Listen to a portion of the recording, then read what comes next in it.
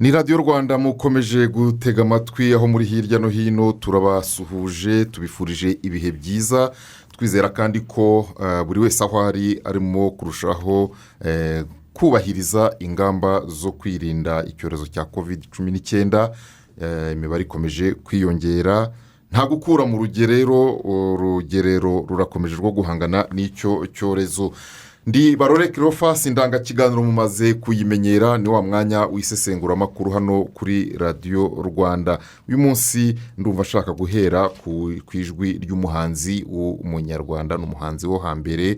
Birashoboka ko bamwe mutamuzi, hari abahanzi abantu bazi kuko ari bo bagezweho, ariko nta gihe kitagiye kigira abahanzi bacyo kandi bagahanura bagatanga ubutumwa bwabo mu bihangano byabo. Umuhanzi w'umunyarwanda rero yigeze kugira ati niri ushyira amazi magari aha abakonka bakuza inkomoko. Reka tubanze twumve uko yabivuze. Mwogo rukarara na mirurume basa na mukungwa dore umugisha udakama akagera na muvumbi kagitumba nyanja ya Karagwe aha abakonka bakuza inkomoko. Niri ushyira amazi magari aha abakonka bakuza inkomoko.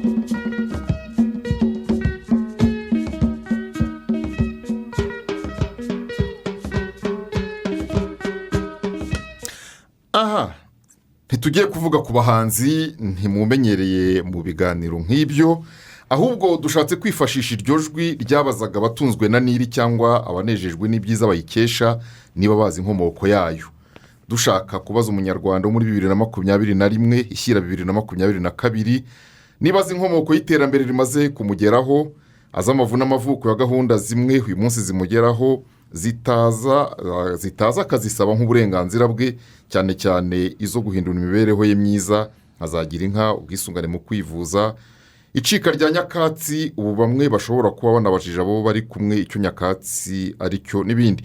Kenshi imyanzuro yihutisha iterambere ariko cyane gutega amatwi abaturage kandi bigakorerwa mu ruhame mu nteko ihamye iyobowe na Perezida wa Repubulika, bifite amateka amaze kuba ubukombe. Ni inama y'igihugu y'umushyikirano tuyise ubukombe kuko kuva yaterana bwa mbere kugera none haciye agahe. Twatumiye abari bahari gitangira kugira ngo baze kudufasha kumva neza iby'urwo rugendo, tutamera nk'abo nk'amazi ya Nili utababaza inkomoko yayo. Tugiye gusubiza amaso inyuma, habeho kwibukiranya iby'ingenzi byagiye biranga iryo huriro, ibyavuyemo nuko byakugezeho duteze amatwi n'icyo byakumari. Impamvu nuko ikintu cyanditswe mu itegeko nshinga naryo ritangira rigira ati twebwe abanyarwanda twiyemeje nuko icyo kintu kiba ari cy'agaciro. Bari bahari kandi turabafite hano muri studio, bagiye se bitabiriye iyo nama y'igihugu y'umushyikirano ku nshuro nyinshi yateranyeho.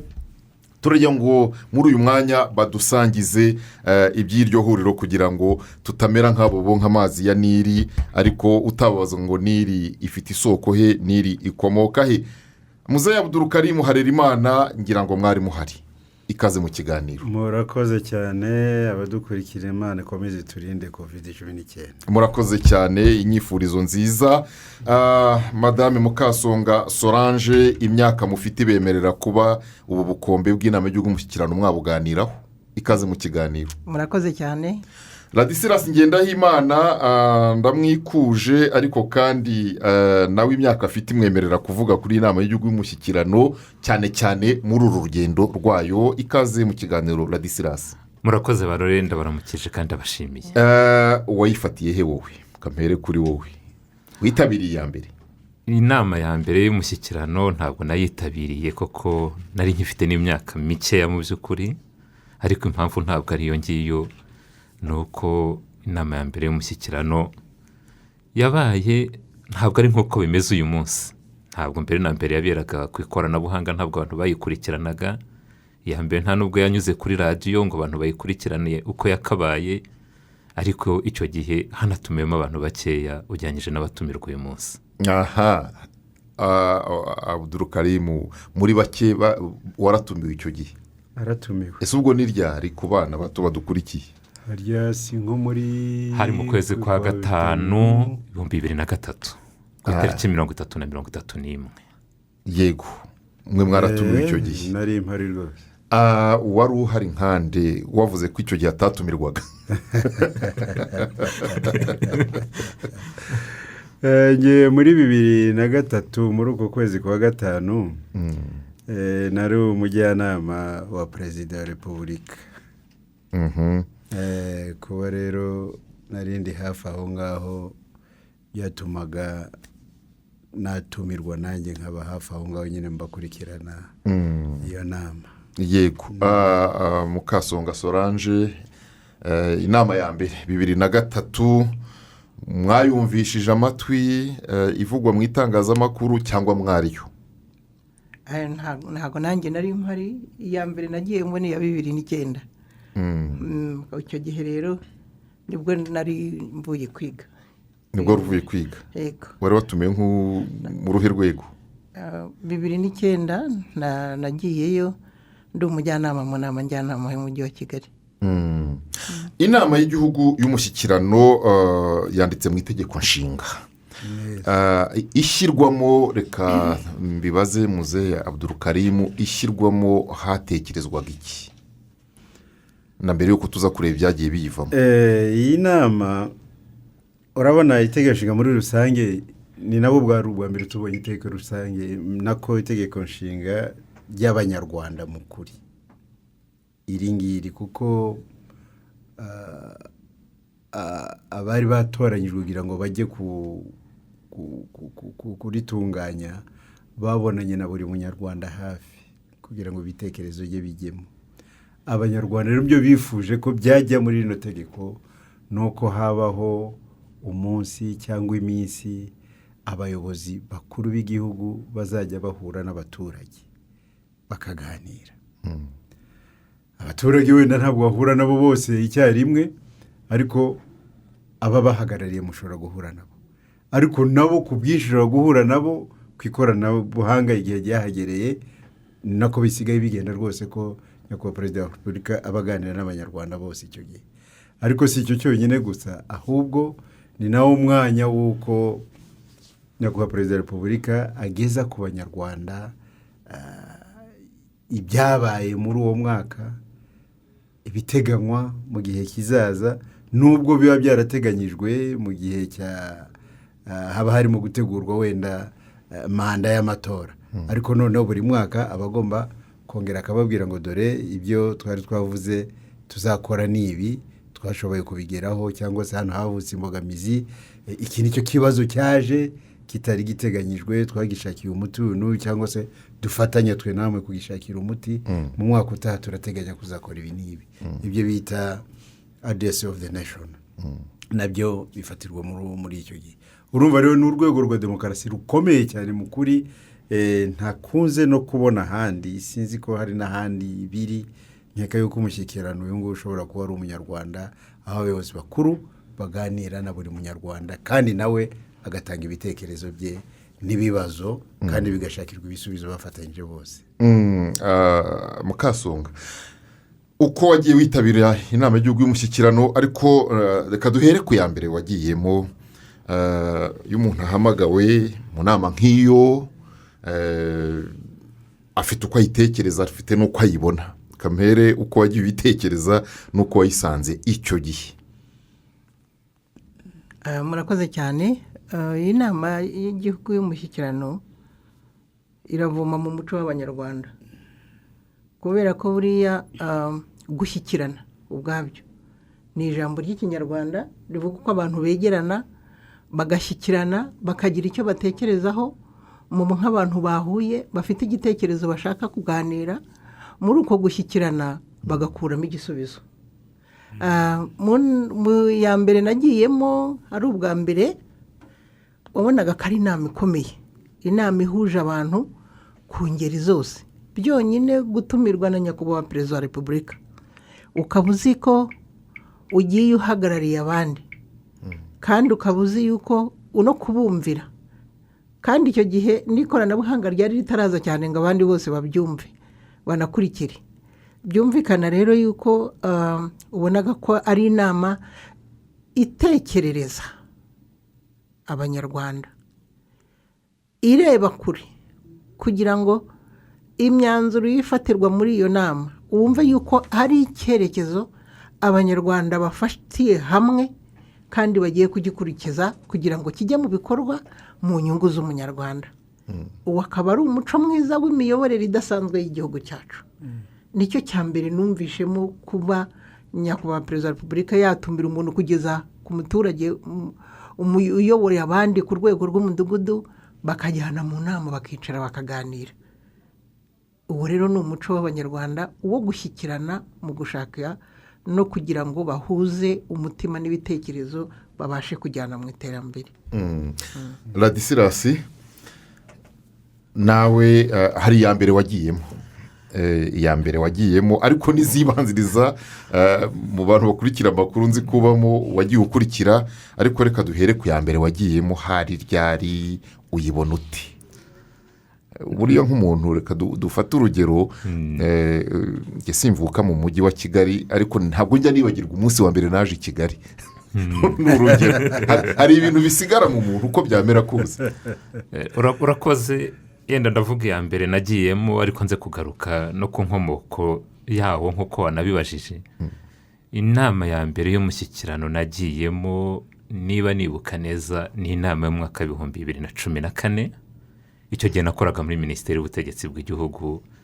icyo gihe navuga ko nawe mfite inshingano z'ubuvugizi bwa minisiteri kuko minisiteri y'ubutegetsi bw'igihugu yagiraga uruhare rukomeye mu gutegura umushyikirano kubera ko niyo yahabwaga inshingano zo gukurikirana abatumirwa baturuka mu nzego z'ibanze. icyo gihe rero nagiyemo mu mwaka w'ibihumbi 2014 mu kwezi kwa 12 niyo ya mbere nagiyemo ariko nanjye njya kuyijyamo ntakubeshye byarantunguye. icyambere itegeko nshinga riteganya yuko inama y'igihugu y'umushyikirano itumirwa na nyakubahwa perezida wa repubulika akaba nawe uyiyobora. buriya rero hari igihe abantu babona perezida wa repubulika yagiye agahura n'abaturage cyangwa se bamwandikira kuri Twitter akabasubiza bakagira ngo ni ibintu bisanzwe. rwose barore ntakubeshye gutumirwa mu nama y'igihugu y'umushyikirano haba muri icyo gihe haba no kuri ubu ngubu ukabona uri kuri urwo rutonde ntakubeshye njye nabihaye agaciro gakomeye. icyo kintu rwose cyaje mu mateka yanjye kandi sinshobora kuzakibagirwa. ariko hari n'ibyo wari wabajije uti byaba byaratangiye gute. buriya icyambere umurongo w'umushyikirano nyakubahwa perezida wa repubulika Paul Kagame yarawusobanuye neza aravuga ati ni umwanya wo kugira ngo abanyarwanda duhurire hamwe turebere hamwe uko igihugu cyacu gihagaze kandi dufatire hamwe ingamba zo kwihutisha iterambere. icyo nicyo cyerekezo Kigali cyatanzwe na nyakubahwa perezida wa repubulika mu gusobanura umushyikirano. ariko nanone umushyikirano ukaba ari umwe mu myimerere buriya y'abanyarwanda. si ukuvuga ko ari kujya mu bya kera cyane bamwe batazabifata uko bitari ariko buriya na kera mu muco nyarwanda. si ukuvuga ko ubutegetsi dufite hashatse kugarura umuco w'ubwami ariko umwami yagiraga ahantu ajya hitwa ku Karubanda. umwami n'abatware bakagenda bakajya guhura na rwa bandi bitaga rubanda rwa giseseka cyangwa se rubanda rw'umwami.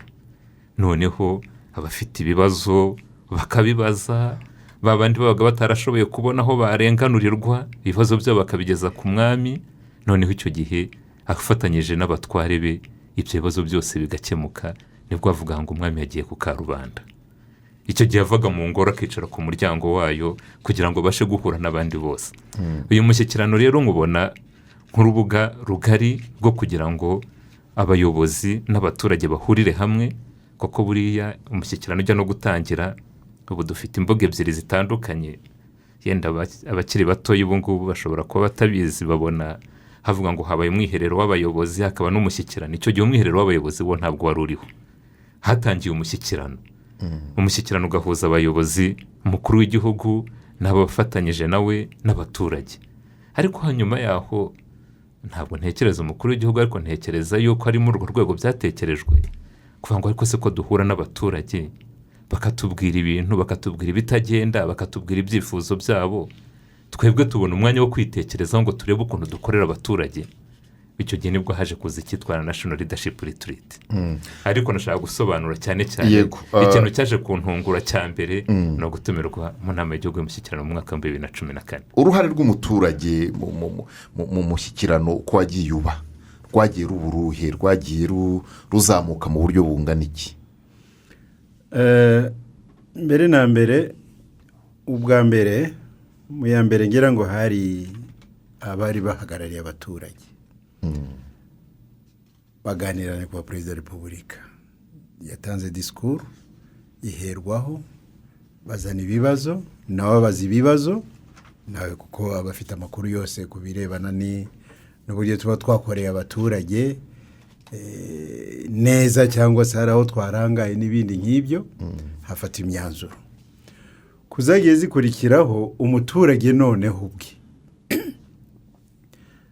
arahagarariwe yego, ariko noneho nawe umurongo wa telefone ugafungurwa.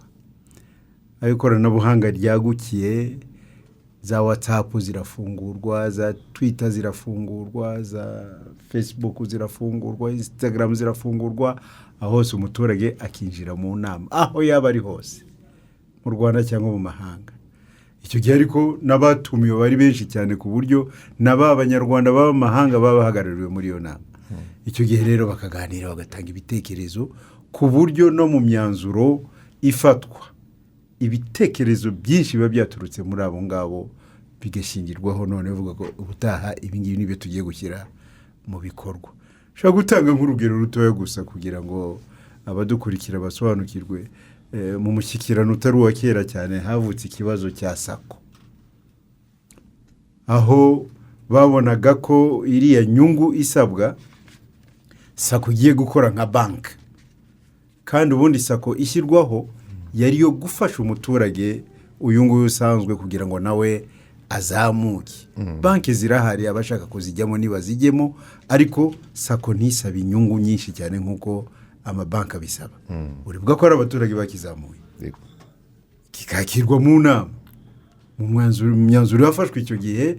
Kiganiro ndibuka ko cyana perezida wa repubulika yagitanzemo ibitekerezo, ndetse baganira na premier ministre hariya n'abandi kireba, abantu batanga ibisobanuro, bigize barababwira ngo ariko no, mwebwe mwagiye kureba ngira ngo inyungu zanyu nka ziriya mu z'abacuruzi zo muri za banki, iki ni kigende gisubirwemo.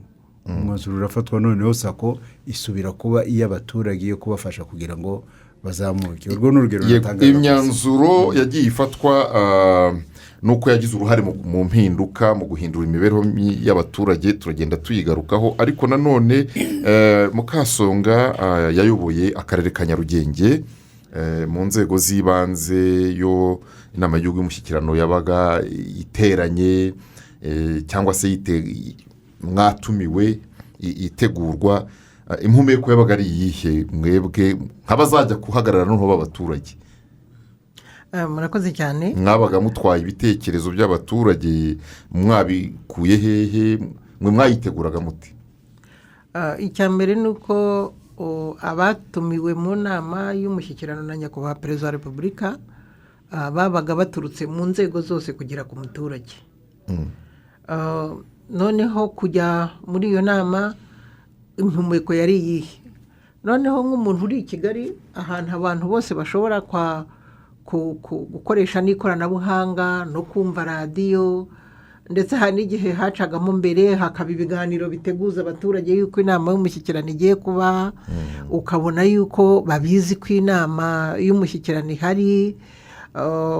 Mu gihe inama irimo, abaturage bagahabwa ijambo, n'abanyarugenge babaga barimo bahawe ijambo nabo, kubera yuko muri hejuru ya 2010 guha abantu ijambo byari bimaze kugaragara cyane, ku buryo babazaga ibitekerezo byabo, ibyifuzo byabo, kandi bikakirwa ndetse bikanasubizwa. N'imyanzuro ivuye muri iyo nama y'umushyikirano nk'ubuyobozi bukaba bushinzwe no gukurikirana uko bishyirwa mu bikorwa. Ubwo rero nk'umuntu wari umuyobozi, uravuga se umuntu yabaga atwaye iki? Kubera ko muri iriya nama habaga hateguwe ibiganiro biri butangwe, akaba ari byo bishingirwaho kugira ngo abantu batange ibitekerezo, kandi muri uko gutanga ibitekerezo n'abaturage bakabasha kubaza ibitekerezo byabo no kubitanga.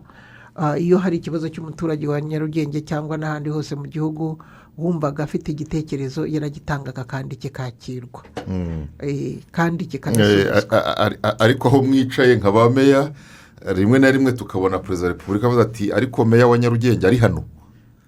Birashoboka. aho rero nabazaga ngo mwagendaga iyo bavuga bati reka noneho twakira ibitekerezo byaba byo kuri telefone byaba byo n'ahandi abaturage bahuriye, mwebwe mwabaga mwumva mwiyizeye muvuga muti natwe inshingano zacu twazikoze neza ku buryo muri iyi nama icyo nabazwa cyose nagisubiza? ahangaha icyo nakubwira cyo nk'umuntu wabaga yirimo kandi afite n'abaturage ayoboye n'urwo rwego, ntabwo wavuga ngo ibibazo byose bishobora kuba biri mu baturage waba ubizi 100%, ariko ikiba kibesheje abantu hariya bose ni ukugira ngo ikibazo cy'umuturage icyo ari cyo cyose kibone umurongo, kandi nawe nk'umuyobozi babasha kukubaza kugira ngo icyo gitekerezo cyangwa se icyo kibazo cy'umuturage gikemuke, ukaba ubasha kukibonera igisubizo no kugiha umurongo n'abandi muri kumwe, kuko harimo n'ibitekerezo burya biba bikomatanyije n'abantu batandukanye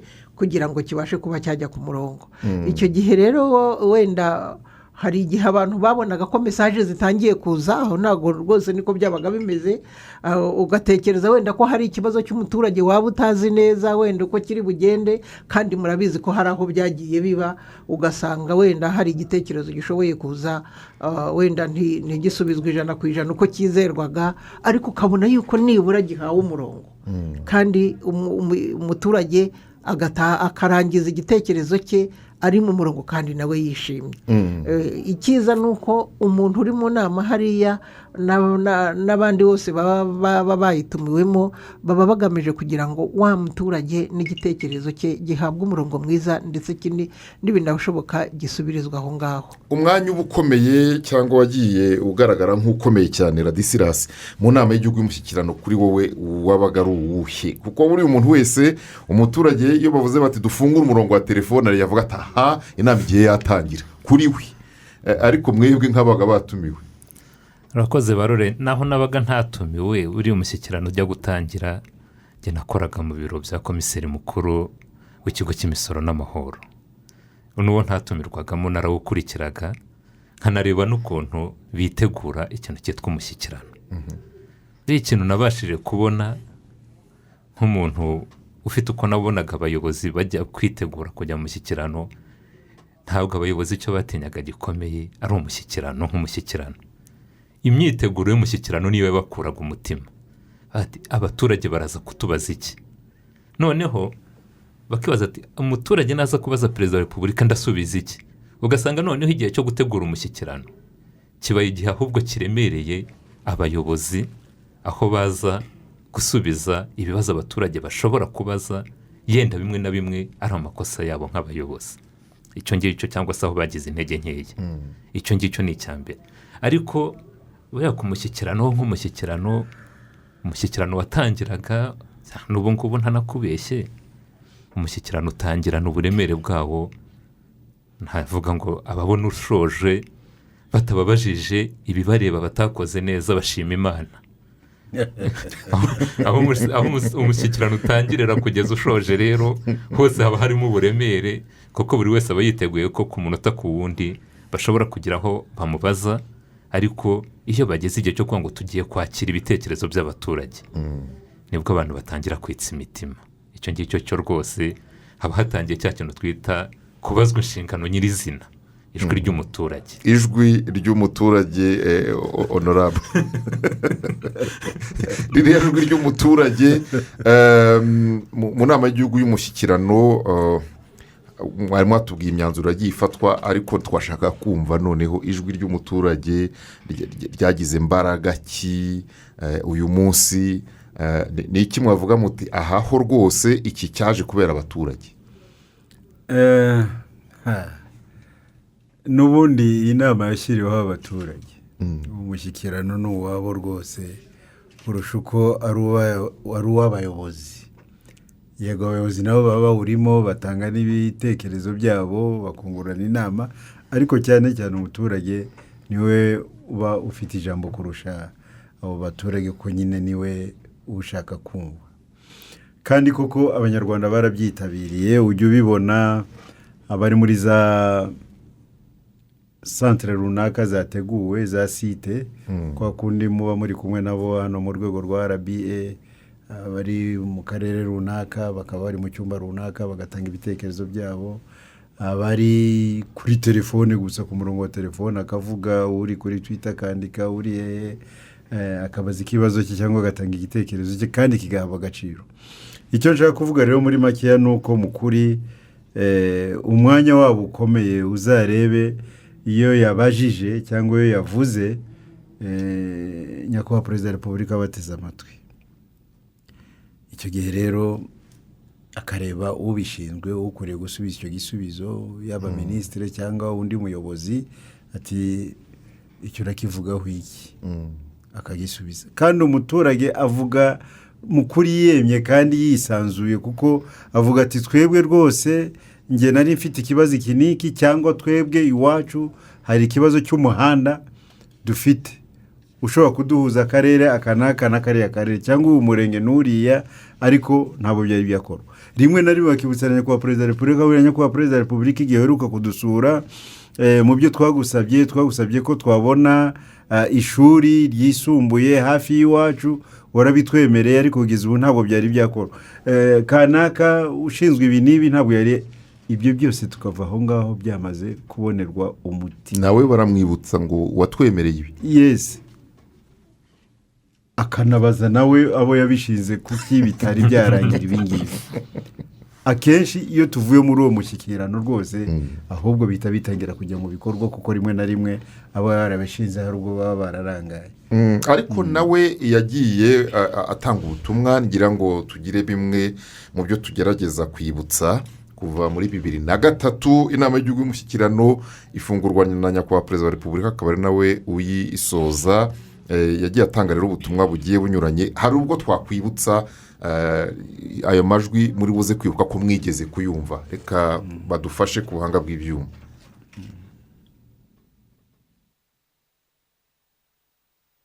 Turi abayobozi mu nzego zitandukanye dufite inshingano iremereye yo kurengera inyungu z'abaturarwanda abaturage b'igihugu cyacu muri rusange kugira ngo intambwe tumaze gutera itazasubira inyuma. Kumenya gukoresha neza igihe no kumenya amanama ya ngombwa no kuyahuza byose ni ibijyana no gukoresha neza umutungo tuba dufite waba mwinshi waba muke ugomba kumenya kuwukoresha neza. Twebwe abanyarwanda dufite ibibazo byacu tugomba gukemura.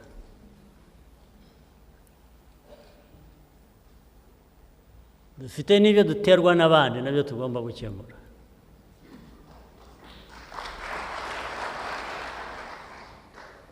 Ibyo rero nibyo duhangana nabyo buri munsi ni ikigeragezo cya buri munsi. Buri munsi duhora ku kizame tugomba gutsinda kandi cyo guhangana n'ibibazo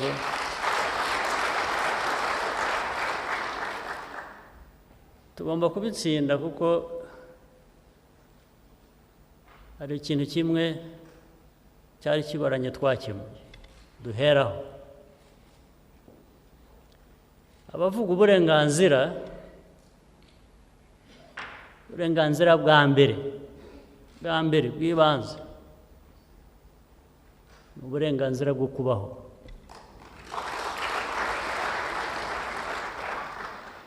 Turiho. So we have secured the right to be.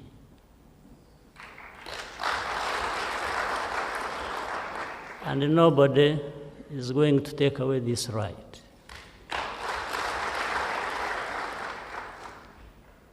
No one has the right to do so, to take away our right.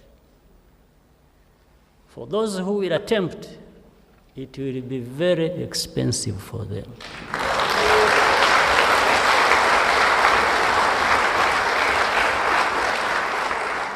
Very expensive. Baba bari hano, baba bari hanze.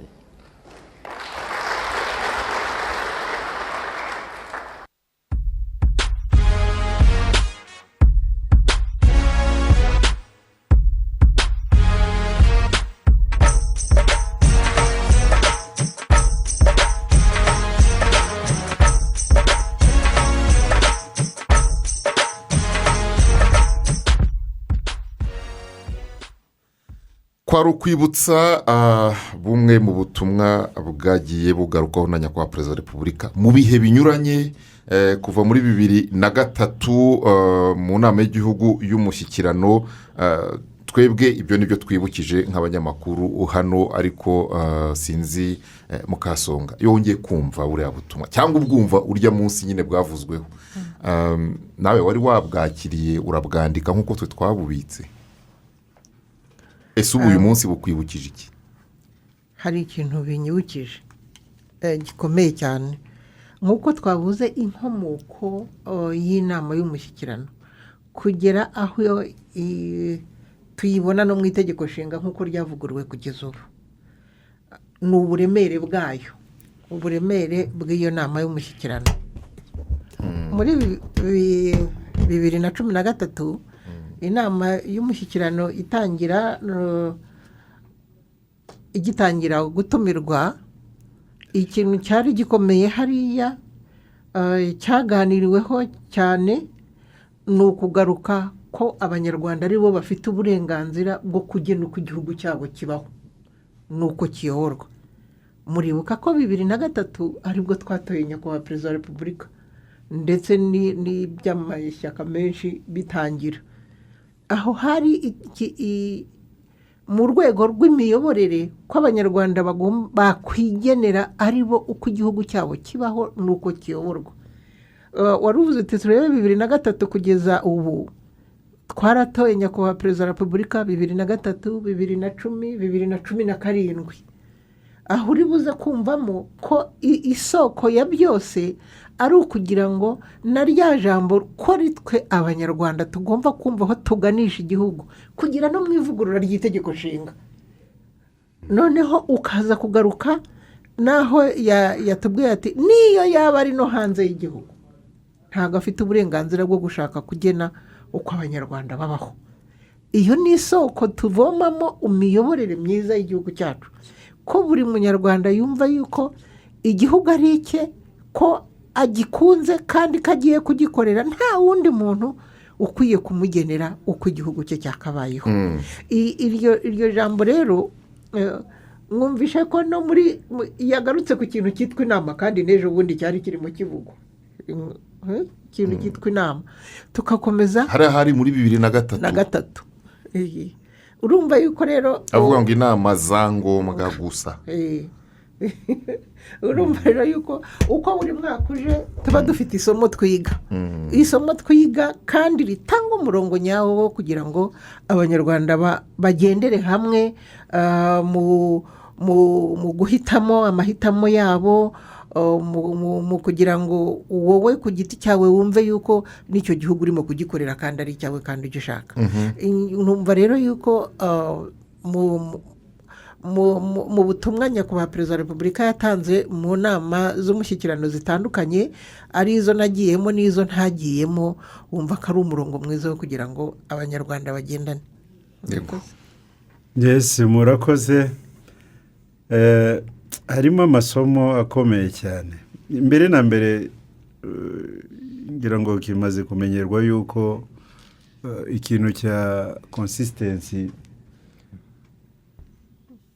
nyibutsa aho ngaho radisa mu Kinyarwanda no gukomera ku ntego cyangwa kudahuzagurika cyangwa kudata umurongo. Nyakubahwa perezida wa repubulika ibyo tubimuziho, icyo yiyemeje, icyo yemereye abanyarwanda, ijambo yavuze muri 90 n'iryo yavuze ngira ngo akiri n'umwana aryemera arihagazeho kugeza kuri iyi tariki ya none, ntibijye bihinduka. Wumvise rero muri iriya jambo ryo muri 2003 bavuga ngo turi abayobozi mu nzego zitandukanye, inshingano yacu ni ugukorera abaturage. Iri jambo waryumvise icyo gihe 2003 mu mushyikirano, ariko yari yaranabivuze na mbere, ndetse ngira ngo na mbere RPF ijya gufata umwanzuro kugira ngo ifatanye n'abanyarwanda kubohora igihugu. Iki nicyo cyari gishyizwe imbere, uzakomeza uryumve kugeza kera cyane. Turi abayobozi mu nzego zitandukanye, inshingano yacu y'ibanze ni ugukorera abaturage. Uyu munsi imvugo ni umuturage ku isonga. Turacyari kumwe n'umuturage, nta gutandukana nawe, tumukorera. Akazi kacu ni ugukorera umuturage, kuko nicyo cyadushyize ahangaha muri ziriya nzego zitandukanye tuyoboreramo. Icyo rero ni isomo rikomeye cyane tugomba gukuramo. Ariko noneho n'icyo kintu noneho cy'ubusugire bw'igihugu cyacu, twanyuze ibibazo bikomeye cyane birimo kwambura abanyarwanda uburenganzira bwo kubaho. Byabayeho muri 1994. Ati buriya ntabwo bizongera kubaho, ntibizaterwa n'umuntu uturutse imbere mu gihugu, nta nubwo bizaterwa n'umwanzi uturutse hanze. Abanyarwanda twamaze kubisobanukirwa, kurinda ibyo tumaze kugeraho kandi tukarinda n'ubuzima bwacu. Uzagerageza kubikirisha uwo nguwo ari we wese, abanyarwanda ntabwo bazamwemerera. Twe ni ibyo twibukije muri iki kiganiro Ladislas, ari ibi twibukije. Haba hari n'ahandi wibuka uti n'iri jambo yavuze icyo gihe muri uyu mushyikirano ndaryibuka. Urakoze Barore. Buriya hari icyo wabajije Mukasonga, uti ko twebwe twabitse ibi, weho warabyanditse cyangwa iki? Buriya aho nagiye nyura henshi nkunda kubika amakuru, ariko ikintu cya mbere gikomeye, abatwumva uyu munsi batazajya bajya kuri YouTube ngo bagire ngo bamenye ko ibyo bahasanga ariko byahoze. Icyo gihe ijwi ryavugwaga, iyo ritabikwaga muri radiyo ryavugiweho, nta handi keretse hari icyo twitaga ngo ni za radiyo kasete, cyangwa se kuvuga ngo no gufata amajwi. Keretse baba bagashyizeho radiyo agashyiramo kasete, batangira kuvuga, agakanda ku kuma, agatangira gufata ayo majwi. Ntabwo ari nk'ubu ngubu amajwi tuyavuga uyu munsi agahita abikwa muri kompiyuta zinyuranye, muri mudasobwa, n'abantu bose bakajyana telefone babyumviraho.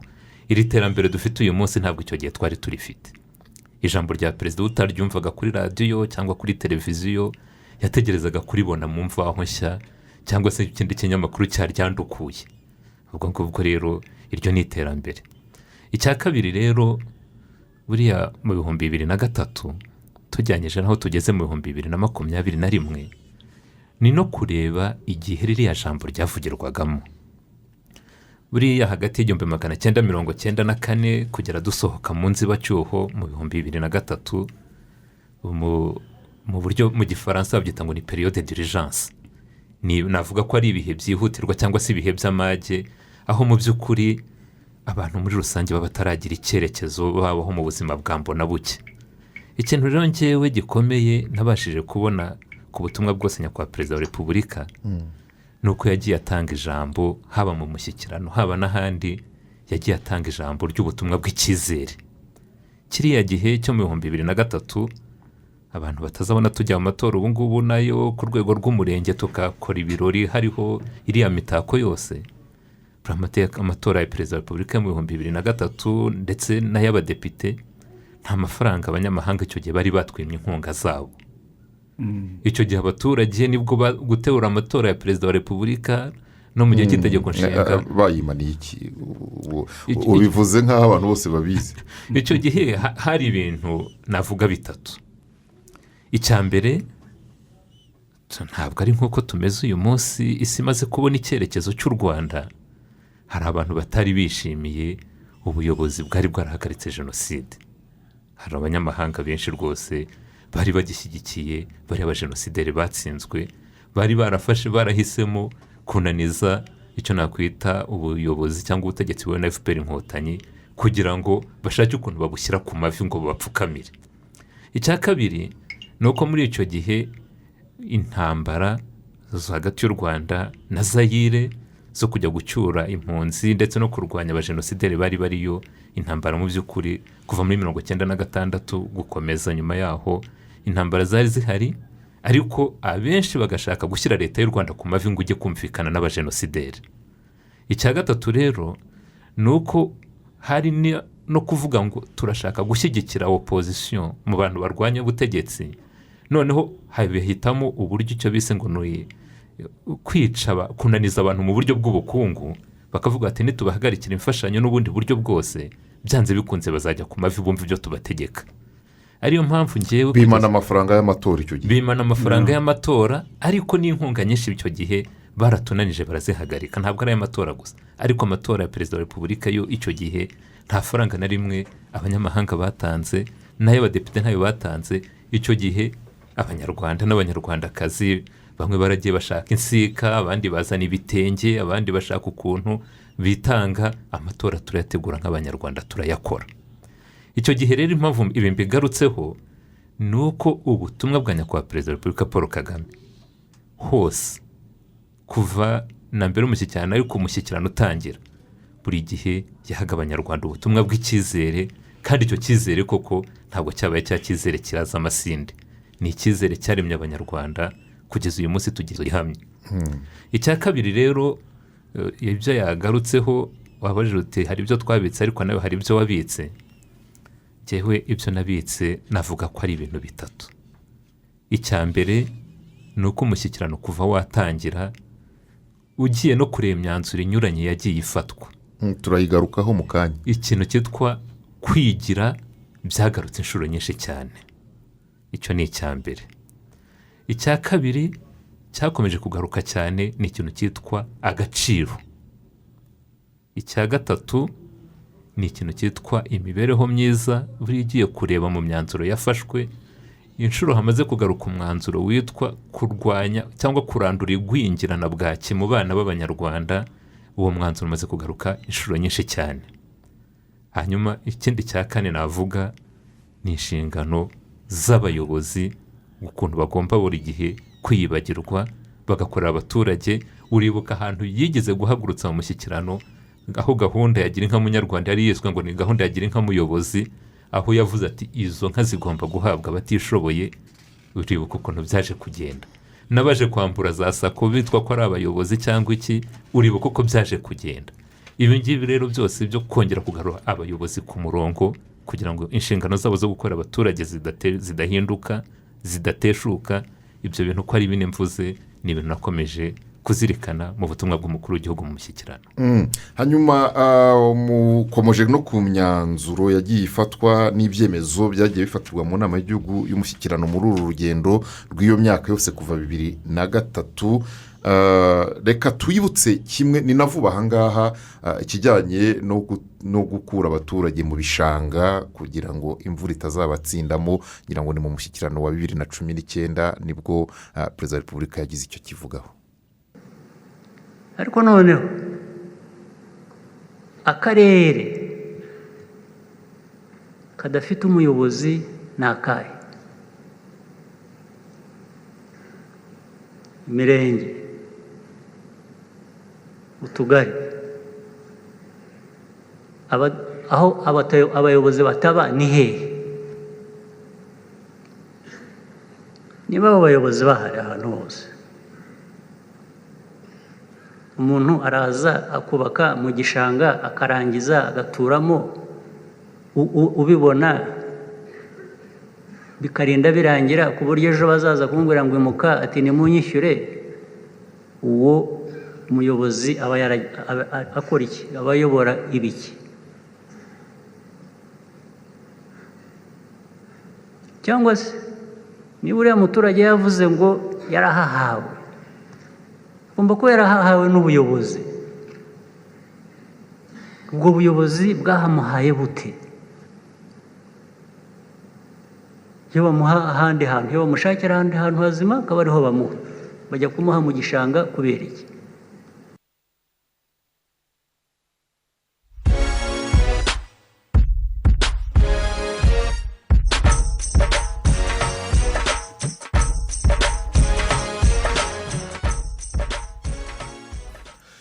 ni inama rero yaranzwe no gutanga icyerekezo ku bibazo binyuranye by'igihugu bireba imibereho myiza y'abaturage. Mwarimu bivuzeho, ni inama kandi yagiye nanone igarura ibaza abayobozi ariko n'abaturage babaza abayobozi ariko n'abaturage nabo bagakeburwa. Ngira ngo muri iyi nama y'igihugu y'umushyikirano tugarutse noneho ku myanzuro inyuranye yagiye ifatwa. Gukura abaturage mu bishanga ntabwo wari umwanzuro woroshye, ndetse byanahujwe n'ibyitwa uburenganzira. Icyo gihe nabwo perezida wa repubulika afite icyo yabivuzeho. Reka tugaruke ku myanzuro mwibuka ikomeye yagiye ifatirwa mu nama y'igihugu y'umushyikirano. Ibyo ari byose Ladislas, urakoze. iyo uhita wibuka rwose ukavuga uti imyanzuro yari ikomeye. Imyanzuro yari ikomeye yo ni myinshi, buriya buri mushyikirano wagiye ugira imyanzuro yawo kandi yose ikomeye, ariko kubera yuko duhereye ku wo nguwo uheruka, uyu mwanzuro wo kuvana abantu mu bishanga no mu manegeka ni umwanzuro uremereye kuko wakurikiwe n'ibikorwa binakomeye. Urabona imidugudu y'icyitegererezo yubatswe mu kwimura abantu no mu gutuza abantu neza, nubwo yenda abantu bafashe ngo babasenyeye amazu, ariko byongeye kuvuga ndabyemera nanabihagarara, n'undi wabimbaza nabisobanura. Perezida wa repubulika agomba kuba afite ukuntu avugana n'Imana. Impamvu ni iyihe: urebye mu kwezi kwa 12 mu mwaka w'ibihumbi 2019 avuga ati abantu batuye mu bishanga bagomba kuvamo. Abantu baravuze batari uko dufite uburenganzira n'ahantu hacu nk'uko yarabivuze, ariko mu gihe kitarenze ibyumweru 2 byakurikiyeho nibwo noneho bya bishanga byose haje imvura biruzurirwa, amazi yuzuramo. Ukibaza iyo ba bantu batavamo noneho ku neza, noneho ayo mazi yo yari kubavanamo ari imirambo cyangwa se n'iyo mibiri yabo ntiboneke.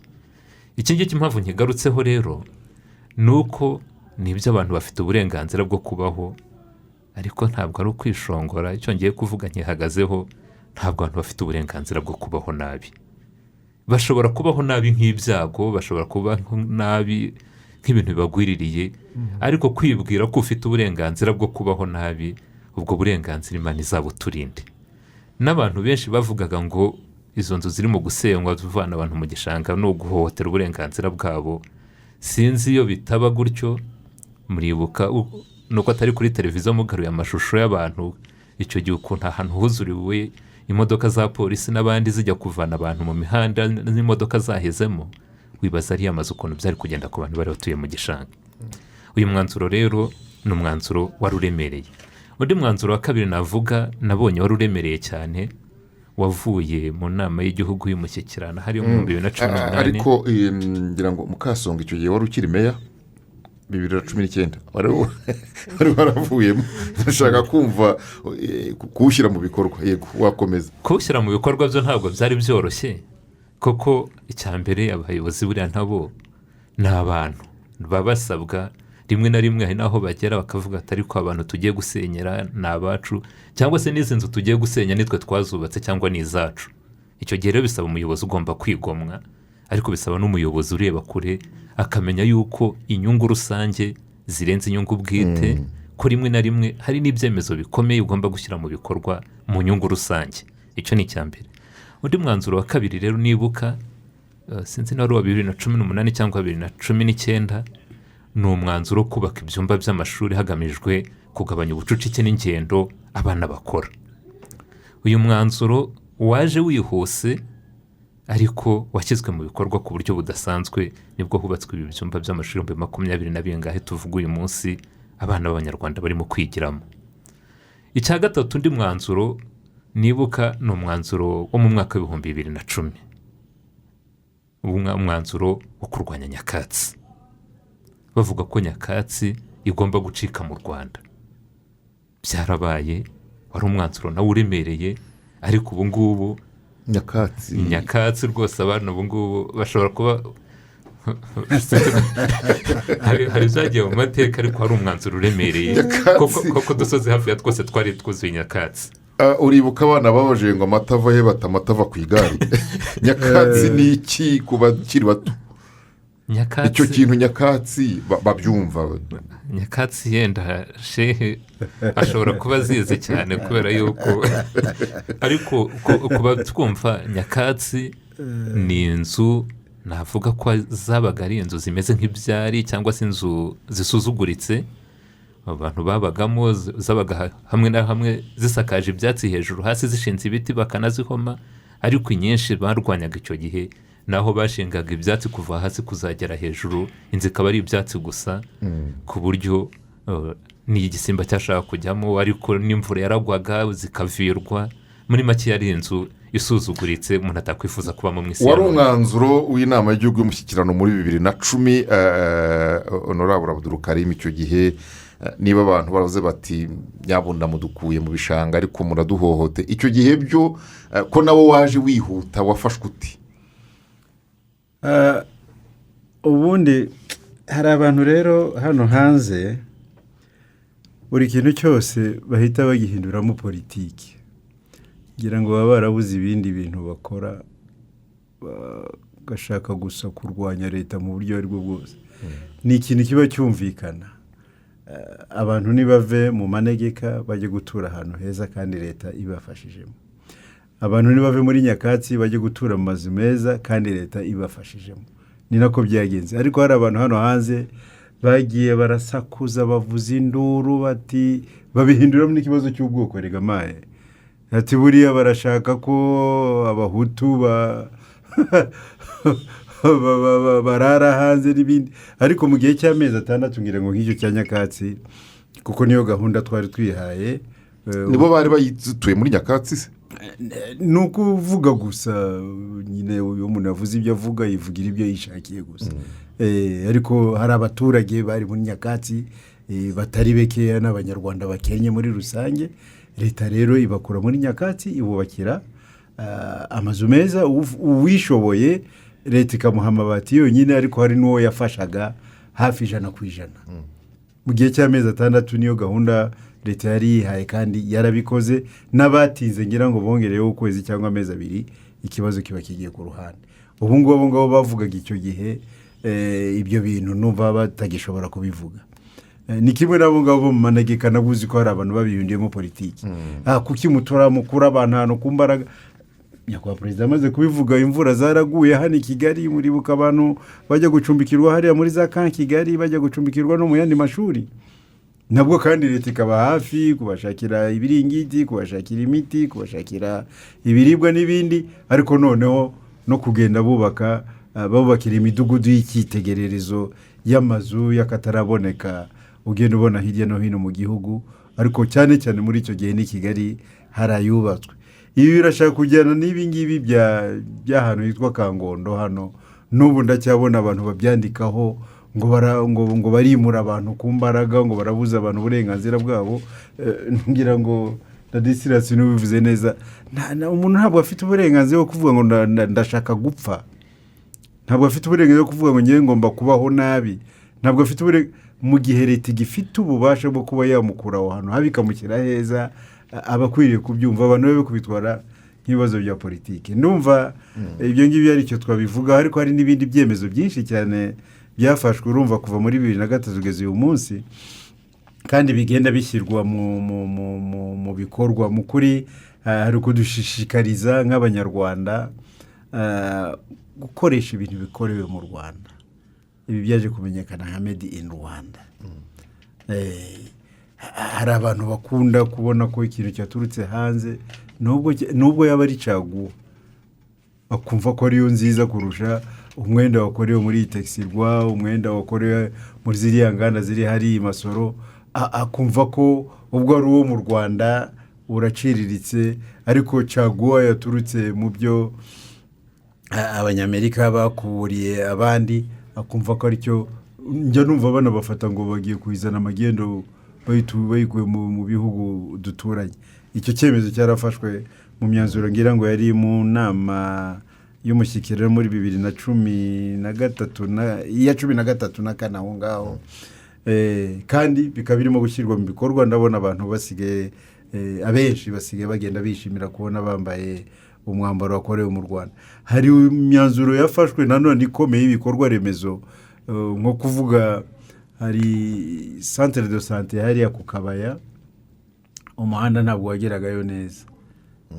Kugira ngo ugereyo nyine nka ambulance ntabwo yashobora kugerayo. Icyo gihe rero umwanzuro warafashwe, umuhanda ukorwe, ndetse banahabwa n'igihe bitarengeje 2016, ubwo hari muri 2015 ko uwo muhanda waba umaze gukorwa, ndetse n'indi mihanda itandukanye kandi imyinshi yaratangiye gukorwa, indi yaranarangiye. Habajemo n'ikibazo cya bourse. Urikibuka abanyeshuri bo muri kaminuza bakundaga rimwe na rimwe kumara amezi 2-3 batari bayabona n'ibindi nk'ibyo. Ngira ngo icyo ngicyo cyarakemuwe kuko hari izindi nzego umushyikirano wategetse yuko zabijyamo kugira ngo bizajye byihuta.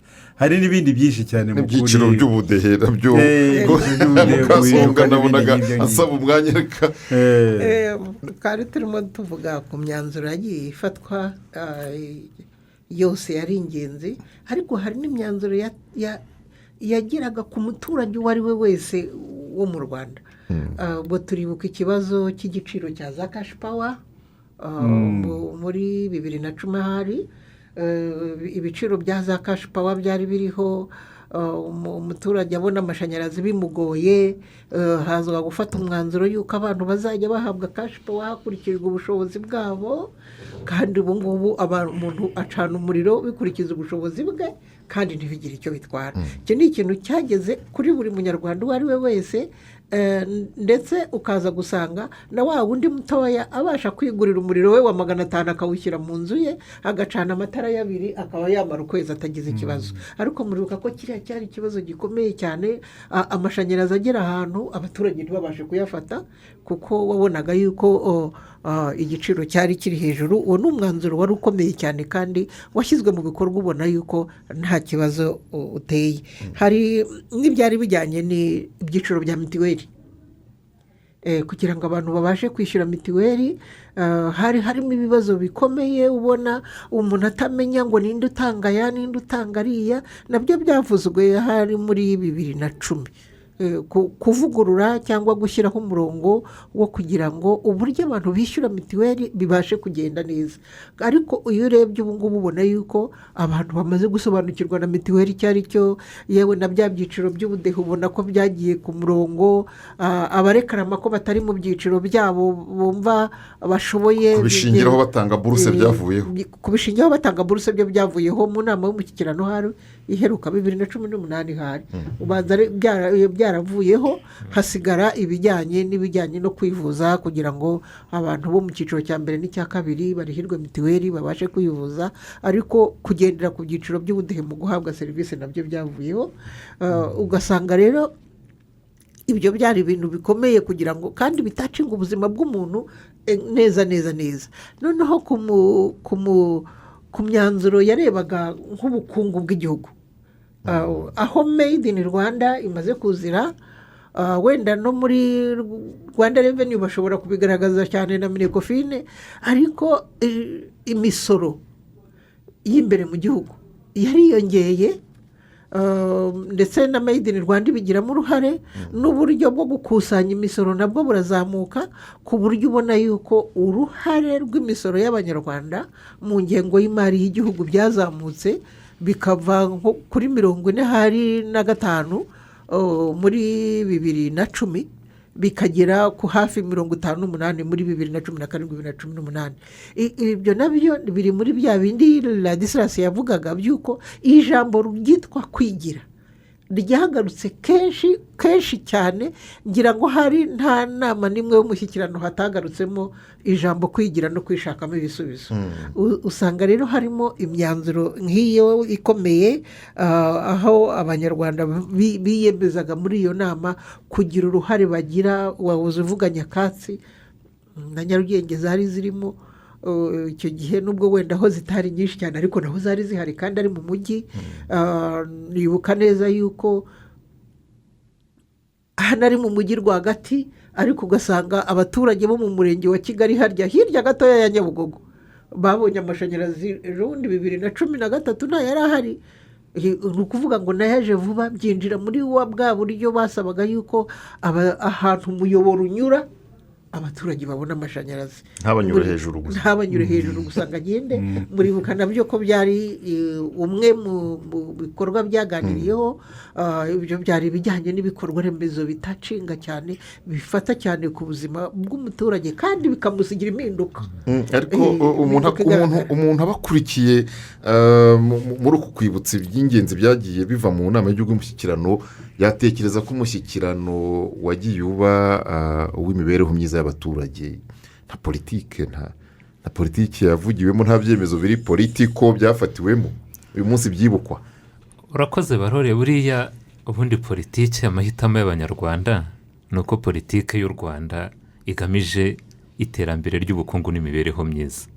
ni ukuvuga ngo politiki nka politiki ubwayo biragoye kuyivuga utavuze iterambere ry'ubukungu n'impinduka mu mibereho y'abaturage, ariko kubera ko politiki ifite icyo bisobanura kuko politiki ni amahitamo y'ibyo ukora cyangwa ibyo udakora mu buryo bw'imiyoborere bitewe n'icyo ugamije.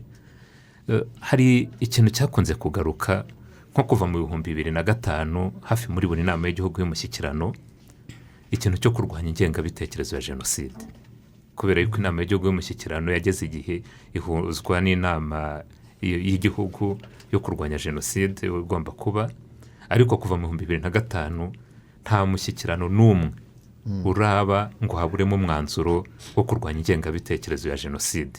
Icyo ngicyo ni ikintu cya mbere gikomeye kandi kugeza ubu ngubu, koko ingengabitekerezo ya jenoside navuga yuko ni ikibazo cyo gupfa no gukira, ni ikibazo cy'imibereho ku banyarwanda. Icya kabiri ni uko mu 2006 nibwo hafashwe umwanzuro ko inzego za leta zose zigomba gukorera ku mihigo, ndetse icyo gihe baranasinya ba meya nibwo basinye bwa mbere imihigo na perezida wa repubulika. Ariko gukorera ku mihigo mu nzego zose kujya n'aho abaminisitiri basinyana na perezida wa repubulika nawo ni umwanzuro wafatiwe mu nama y'igihugu y'umushyikirano. Ikindi cyaje gufatirwa mu nama y'igihugu y'umushyikirano nibuka nk'umuntu wo mu nzego z'ibanze, ni uko kubaza abayobozi b'inzego z'ibanze uburyo batanga serivisi nacyo n'abatabikoze neza bakabibazwa, ni umwanzuro w'inama y'igihugu y'umushyikirano. Hakaza n'ikindi rero cy'uko mu 2010 nibwo hafashwe umwanzuro, navuga imyanzuro ibiri yari ikomeye irebana n'imiyoborere.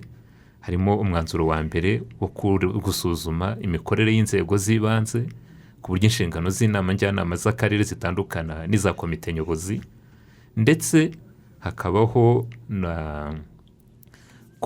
kurushaho kwegereza ubuyobozi n'ubushobozi abaturage muri iyi politiki ya decentralisation. Iyo myanzuro yombi yatumye politiki ivugururwa mu 2012 n'itegeko rigenga inzego z'ibanze rivugururwa mu 2013.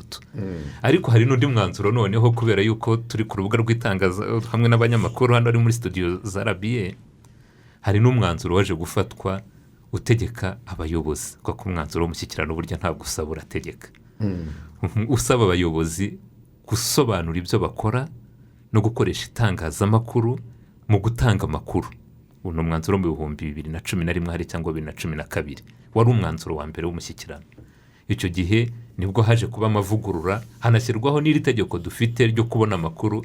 Abanyamakuru bashaka kubona itegeko rya access to information barifite uyu munsi cyangwa turifite nk'abanyarwanda, ariko ni umwanzuro w'inama y'igihugu y'umushyikirano wo kugira ngo abantu bose babashe kubona amakuru kandi bayabonere ku gihe, hagamijwe kugaragaza ukuri kw'ibyo bakora. Hari ikintu gikomeye cyane kiri no mu buzima bw'igihugu. Radisirasi arabivuga burya ngo umuntu wese aba yumvira mu matwi bitewe n'aho ari iby'inzego z'ibanze n'imiyoborere nibyo yumvise kurusha ibindi. Hari icyemezo cya rusange cyane cyafatiwemo kandi cy'ingirakamaro cyo kuva muri viziyo 2020 tujya muri viziyo 2050 n'ibishamikiyeho birimo cyane cyane nko kuba muri icyo gihe ku bubasha bw'Imana nk'uko tubyemera bemera Imana, u Rwanda ruzaba rwihagije muri mu ngengo y'imari yarwo. Uwo wari umwanzuro ukomeye cyane kandi cyane mu kuri, ariko bikajyana n'ibindi bintu byinshi cyane bijyana n'ibyo, harimo ireme ry'uburezi, kubera yuko nyine icyo gihe abantu bagomba kuba ari abahanga cyane, bijyanye no kwizigamira bitari ku bakozi bahembwa gusa, ariko no kuri buri munyarwanda wese, uburyo hakazamo ziriya gahunda za ejo heza, n'ibindi byinshi cyane bicamikiye kuri ibyo ngibyo. Ubuhinzi kubuhinduramo ikijumba cye gukomeza kuba ikijumba gusa, ahubwo kizahindukemo ikindi kintu mu buryo cyo kubikwa, kuba twagikuramo ibindi bintu byinshi cyane, n'ibindi byinshi cyane bizatugeza kuri 2050 u Rwanda rwihagazeho, rutagicyurirwa n'umuntu uguhereza ibihumbi 100 arangiza akagukurikizaho amagambo miliyoni na za kondisiyo zitagira ingano. Yego, uyu munsi rero iyo ni imyanzuro yagiye ifatwa, abantu bamwe babona izo gahunda zishyirwa mu bikorwa zijya kubageraho zitwa gahunda za leta, ntibanamenya Radisirasi arabizi mu nzego z'ibanze na ba Mukasonge babaga bagiye muri mobilizasiyo y'abaturage bavuga ngo izi ni gahunda za leta, kandi nibyo.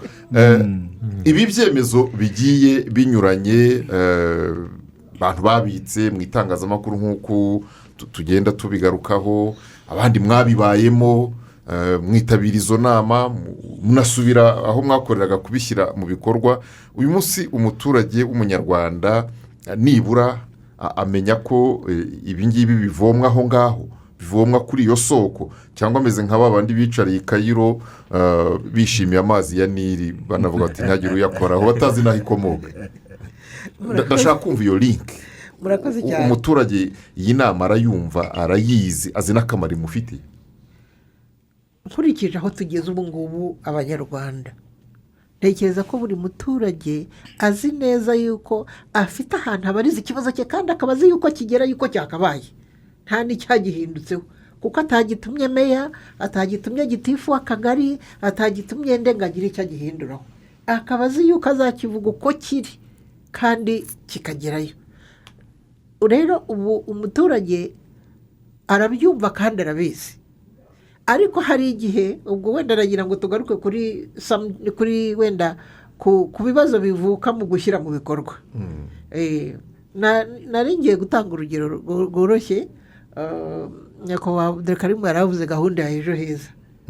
Gahunda ya ejo heza ni umwanzuro w'inama y'igihugu y'umushyikirano ko izashyira mu bikorwa.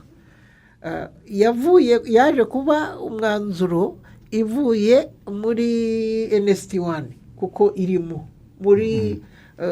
muri gahunda ya guverinoma y'imyaka 7 nabwo irimo, ikongera ikagaruka mu nama y'umushyikirano, ugasubira inyuma ugasanga n'abadepite batoye itegeko riyishyiraho, ariko ubukangurambaga ugasanga buracyakenewe kugira ngo umuturage amenye neza yuko aho ibintu bivomwa.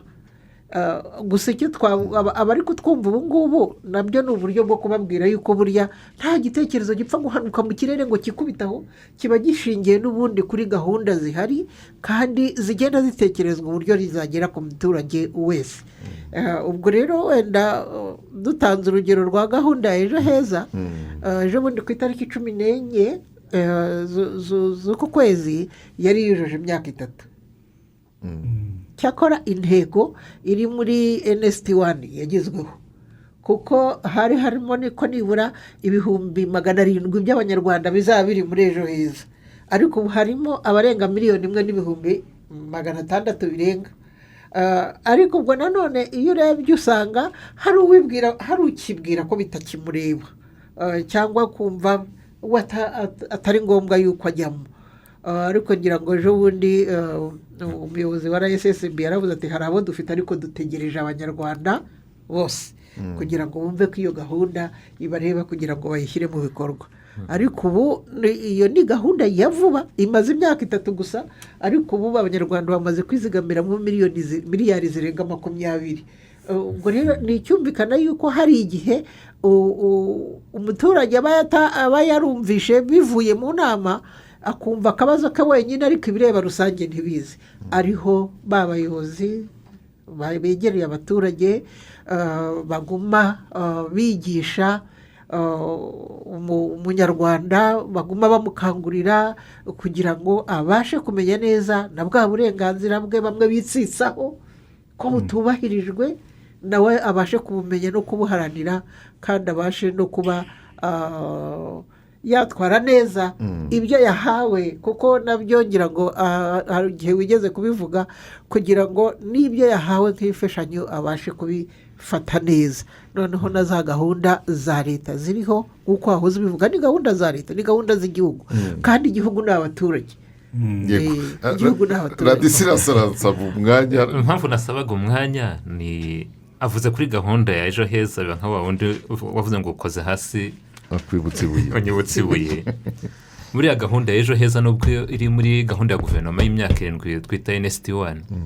ntabwo gahunda ya ejo heza yatangiranye na NST1 gahunda ya ejo heza buriya ishingiye ku mwanzuro w'umushyikirano wo mu mwaka w'2010 koko uwo mwanzuro w'umushyikirano mu 2010 niwo wasabye ko habaho kuvugurura amategeko y'ubwishingizi kugira ngo habeho uburyo bw'ubwiteganyirize ku bantu bose n'abantu babandi ba muri cyiciro cy'ubukungu twita informal sector ni ukuvuga ngo ni umwanzuro w'umushyikirano wo mu 2010 ikindi kintu buriya ubu dufite agaciro development fund abantu bajya bumva ngo agaciro ariko agaciro nawo ni umwanzuro w'umwaka w'2011 wasabaga gushyiraho ikigega gihurizwamo amafaranga kugira ngo abantu babashe kwifasha no guteganyiriza ibihe bikomeye mu rwego rwo kwigira n'iki ngiki twita ngo ni iterambere fund iterambere fund dufite uyu munsi nacyo cyaturutse mu mushyikirano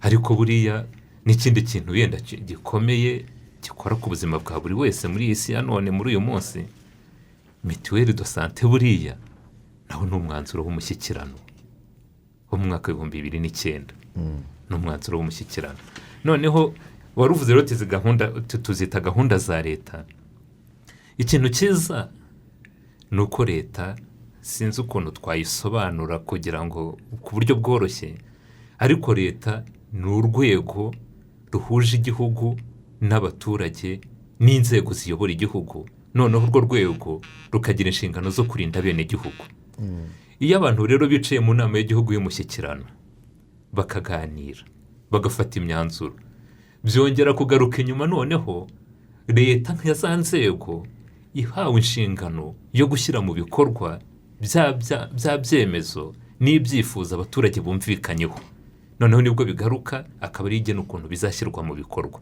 kuko leta niyo igena uburyo ibintu bigomba gukorwa kuko ni amahitamo ariko ikintu gikomeye kiriho numva njye nk'umunyarwanda uyu munsi nakwishimira ni uko iyi myanzuro yose twita gahunda za leta ni gahunda za leta zishyira mu bikorwa ibyifuzo by'abaturage muri make nicyo ngicyo numva nakwishimira zishyira mu bikorwa ibyifuzo by'abaturage ariko ubu badukurikiye turi mu bihe bya kovide tunibutsa nyine buri wese kurushaho kwirinda no kurinda abandi ari ukwirinda no kurinda abandi kandi aho inkingo ziri abantu bakazifata nabyo ni bimwe mu bifasha kuko niba muri iki kiganiro twakomeje kumva ijambo rivuga ngo ubuzima tugomba kubaho ntawe utugenera uko tubaho uko biri kose uyu munsi umuntu asubije amaso inyuma akareba uru rugendo rwose akareba ibyagiye biva mu nama y'igihugu y'umushyikirano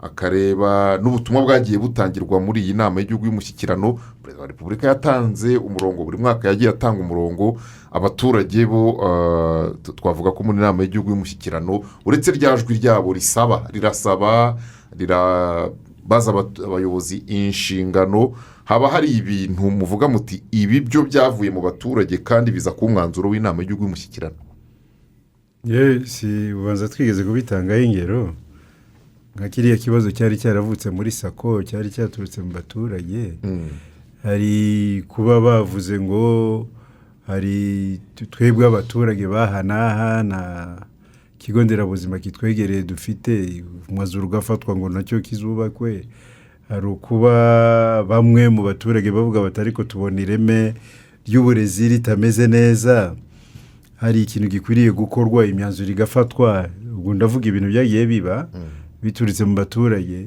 hari kuvuga tubona bimwe na bimwe ibintu bitwituraho, wajya kubona ukabona hari ikintu gikozwe mu karere, wajya kubona ukabona hari ikintu gikozwe mu murenge, tutarigeze tubazwa, tutageze tubwirwa, umwanzuro ugafatwa ngo ariko ibintu byose bigiye gukorwa abaturage bagomba kubimenya, bagomba no kubigiramo uruhare, ndetse bagatozwa yuko ari n'ibyabo kugira ngo bizabe ibyabo nyine banabikunde kandi banabirinde.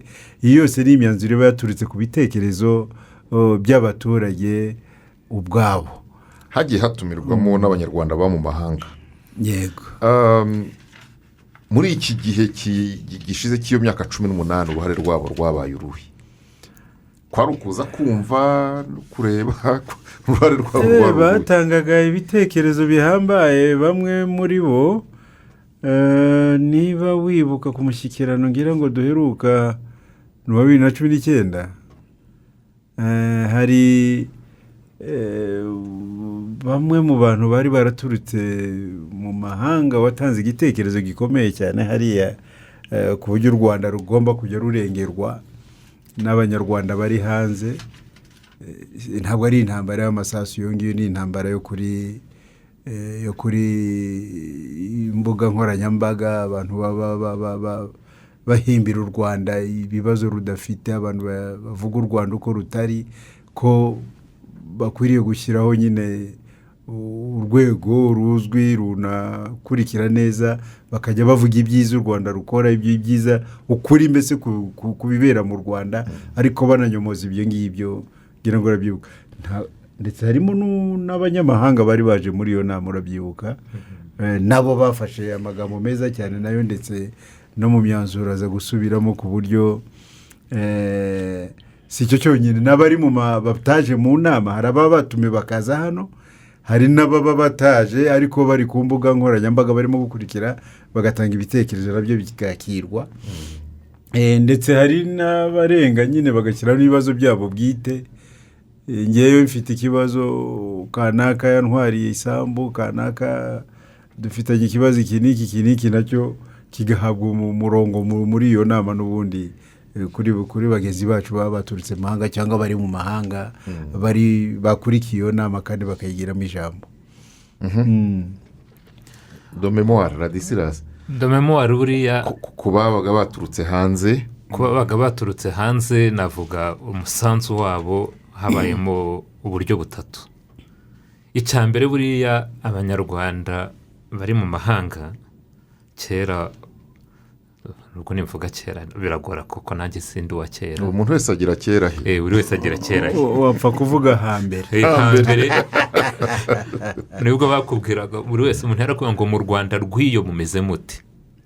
Nuko ko umunyarwanda yumvaga ko u Rwanda ahantu hose ni mu Rwanda, ku buryo naho uri hose iyo yakubonaga ari umunyarwanda yumvaga ko ahura ari mu Rwanda. Ati mu Rwanda rw'iyo hameze gute? Icya mbere rero mbona ku abanyarwanda bo mu mahanga ni uko umushyikirano wababereye urubuga rwo kumenya isura nyayo y'igihugu, uko igihugu gihagaze mu gihe runaka. Iyo bamaze kubimenya rero, ubwo hari ibyo ngiye kugeraho. Icya mbere babasha kumenya ibibazo igihugu gifite muri icyo gihe n'uburyo bishobora gukemurwamo n'umusanzu bashobora gutanga mu kubikemura. Ubona ko abanyarwanda ba mu mahanga, icya mbere bagize uruhare mu kurwanya ingengabitekerezo ya jenoside yakwirakwizwaga hirya no hino, ndetse banagira uruhare mu gutanga amakuru ku bajenosideri baba bihishe hirya no hino. Iki kintu rero buriya mu buryo bwo kubaka igihugu n'ubumwe bw'abanyarwanda ni ikintu gikomeye. Icya kabiri ni uko abanyarwanda bo mu mahanga nibo bagiye bisabira batari uko. Hari ibintu bibiri basabye, kimwe kijya mu bukungu n'ikindi kijya mu buzima. Turasaba yuko mudushyiriraho uburyo dushobora kuzajya tubitsa amafaranga mu Rwanda kandi tukayohereza mu Rwanda nta kiguzi gikomeye, ku buryo natwe dushobora kugira uruhare mu iterambere ry'ubukungu bw'u Rwanda no kwizigamira mu Rwanda ndetse no kuba twahashora imari. Ikindi rero nashaka kugaruka cyane bivuga ku rwego rw'ubuzima ni uko aribo bisabiye bati turifuza ko mwadushyiriraho uburyo bwatuma n'abadafite amafaranga ariko bafite ubumenyi bagira uruhare haba mu burezi cyangwa mu buzima, bakazajya baza kuvura ariko bagatanga umusanzu wabo bakoresheje ubumenyi bwabo. Ni ukuvuga rero yuko byanditse ngo ubwenge burarahurwa. Abanyarwanda bari mu mahanga hari abafite amafaranga, ariko hari n'abafite ubumenyi yenda badafite amafaranga.